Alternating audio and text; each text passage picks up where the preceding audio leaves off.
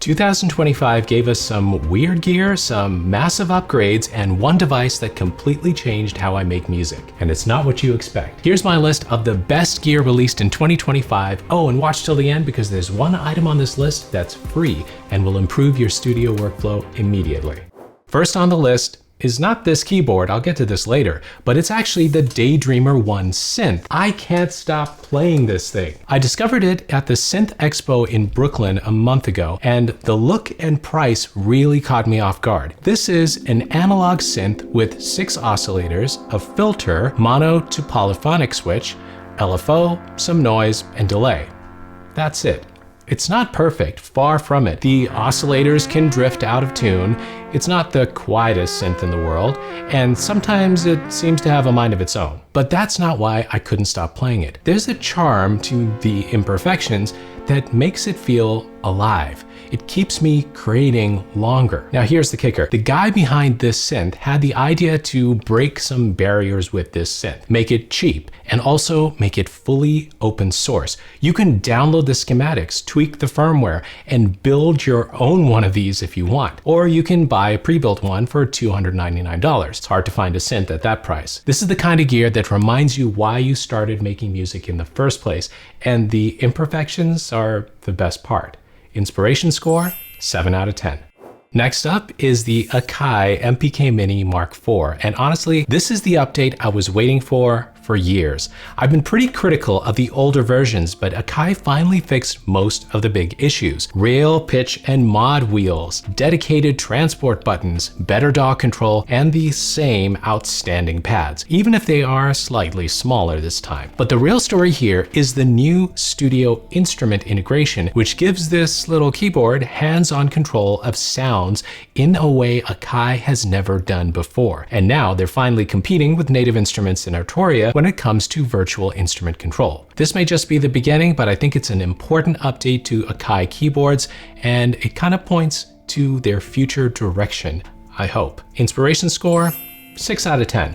It's an important tool, but hey, MIDI controllers aren't really inspiring. Or are they? Hey, if you're looking for the best prices for gear, I just released my Black Friday deals video full of discount codes. Yes, even for hardware. And if you're looking for any gear for your studio, you can find it on guitarcenter.com or at your local Guitar Center store. Whether you're a bedroom producer or ready for the stage, you can find what you need at great prices. They've got all the stuff you've seen me review, including studio monitors, audio interfaces, mics, software, and of course, instruments. And if you're not sure what you need, their staff can give you some advice as well. I always start on their feature deals page. You know we like to save money on SanjayC. There's even pre-owned gear on their site if you're looking for a super deal. I'll add a link to Guitar Center below the video. And by the way, I'm posting this in November and Guitar Center has some excellent Black Friday deals already. And if you haven't grabbed my discount code, check out my Black Friday video to save some money on your next purchase from Guitar Center. You can watch it right here. Thanks to Guitar Center for sponsoring this video, and let's get back to the best of 2025.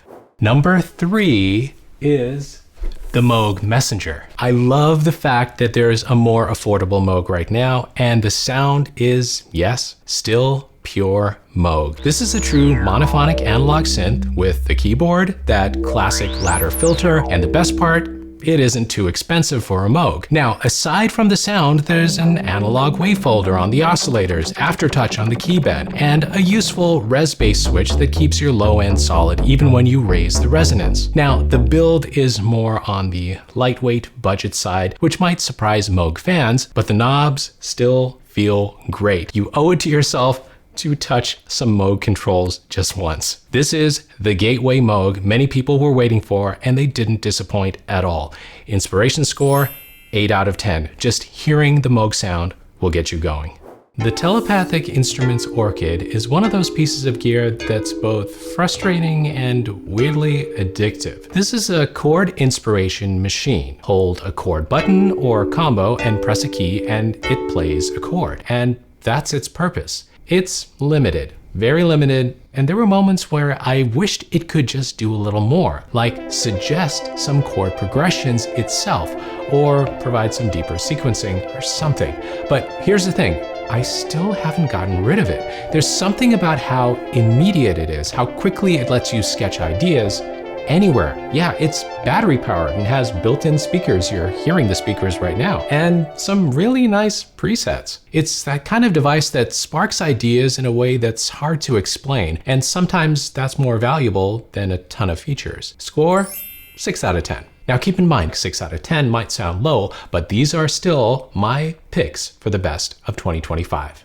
All right, the next thing is already in my rack, the SSL Revival 4000. I've always wanted a real SSL 4000 console. It's just something about the sound. I've loved the sound ever since I tried the plug-in versions, and for years I've looked for people who have converted old channels into rack units. SSL finally did it themselves, and the Revival 4000 brings that early 1980s SSL 4000 tone into a rack unit. For those of you who don't know, this is basically the DNA of the consoles used by Peter Gabriel, Phil Collins, Kate Bush, U2, and so many others, but now in a modern rack. I recorded some vocals with it, and you'll hear the processing live in this video. It's rich, punchy, and that EQ is just golden. Everlasting, that you would always be mine.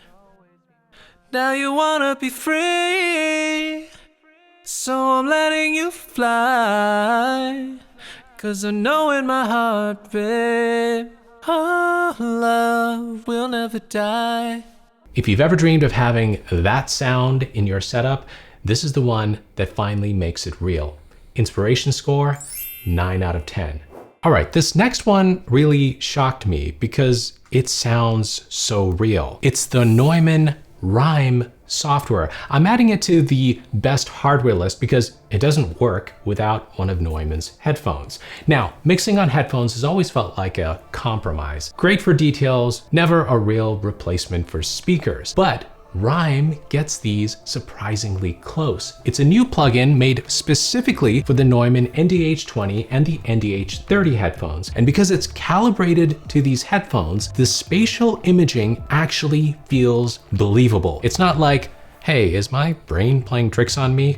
It's truly real. RIME can create a 7.1.4 speaker setup in your headphones, and the rear sounds actually feel like they're coming from behind you. And it's amazing that this can be achieved on headphones that have been out for years already. Now, this doesn't completely replace monitors. You can't still feel all that low end, but it seriously changes how confident I am mixing on headphones. Inspiration score, 7 out of 10. Hey, they're still headphones and I don't mix immersive that much. But if you do, you may give this a 10 out of 10. All right, next up on the best of 2025 list, the Kali HP1 headphones. So if you need something cheaper than Neumann, you may want to try these headphones. They're fairly inexpensive for what they do and how unique they are. There's no luxury vibe here, no frills, but they've packed in some genuinely smart features. First up, 3 DSP modes that you can cycle through so you can quickly hear your mix in a flat studio profile, an enhanced bass mode, or a consumer-like mode that sound kind of like AirPod Maxes. There's also decent noise canceling on it. The build is on the low end, but for what they're including, I think the price is right. This is kind of an all-in-one headphone you can take from the studio to the train and keep making music. Inspiration score, 5 out of 10. Now, for the award for the most futuristic instrument of 2025, this thing literally lets you play the air. The ROLI Airwave is a device that tracks your hands and lets you add a ton of expression with gestures.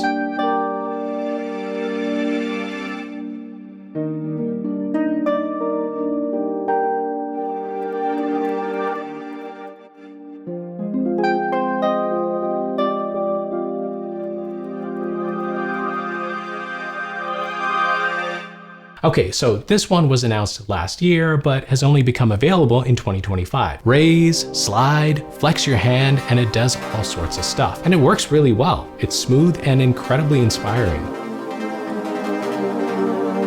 You can even assign the gesture controls to your favorite software like Serum or Omnisphere.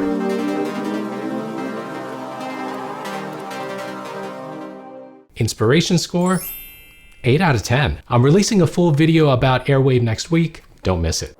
Now, another standout for 2025 is the Roland TR-1000. I tried it at the Brooklyn Synth Expo, and wow, Roland finally brought real 808 and 909 analog circuitry back and blended that with their new digital engines and sampler. The sequencer is powerful, the mechanical keys feel great, and the morph slider is really fun for live tweaks. The screen is small, so it does have that classic Roland menu diving, but sound-wise, this is the most exciting Roland drum machine I've touched in years, and was one of the highlights at the Synth Expo. Now, this is the one piece of gear that I don't own, but I want it so bad. Inspiration score, 10 out of 10. Another big one this year is the Akai MPC Live III. Easily the biggest leap forward in the MPC lineup for years. The new 8-core processor, 8 GB of RAM, and onboard stem separation, all great, but the real star is the new expressive MPC pads, which can sense position, pressure, and velocity, so a single pad can control multiple sounds or parameters. And the touch strip, TR-style step sequencer, Force-style clip launcher, and even a built-in mic and full USB-C interface, and you've got an MPC that can sample, sequence, perform, and integrate with the DAW better than any MPC before it. Inspiration score, 7 out of 10 for me, maybe a 9 out of 10 for longtime MPC beatmakers. All right, this is the one that changed my workflow forever. My pick for the best piece of gear released in 2025 is the Roto-Control by Melbourne Instruments. This thing hasn't left my desk because it solved a problem I honestly didn't think could be solved. Instant recall. Open any plugin, change presets, reload a project, the knobs physically move to the exact positions you saved. Automate a filter sweep, the knobs follow the automation. And haptic feedback, custom step modes, little screens under every knob, DAW integration, and you basically got a new evolution of the MIDI controller. The future is here. Once you've felt a controller snap to your settings like this, going back to static knobs feels ancient. For me, the Roto-Control is the most innovative studio tool of the year. Now, they've introduced it with Ableton integration, and they added a Bitwig model as well later this year. I hope they add more DAW compatibility because I really think everyone would love it. 10 out of 10 on the inspiration scale. This has renewed my love of hands-on control on virtual instruments. By the way, I've been using these stands by Synthrise. They're very useful and even adjustable. Great little stands, I'll link them below the video. All right, I've got a few honorable mentions now, but hey, what did I miss? What should I have included in this list? Comment below. Remember, only gear released in 2025. First honorable mention is the Osmos 61. This is the 61 key version, new for 2025, but the 49 was out before. I've kept the Osmos next to my desk for months now. Do the additional keys make a difference? Yes. I mean, this is the most innovative and premium feeling key bed you can get these days.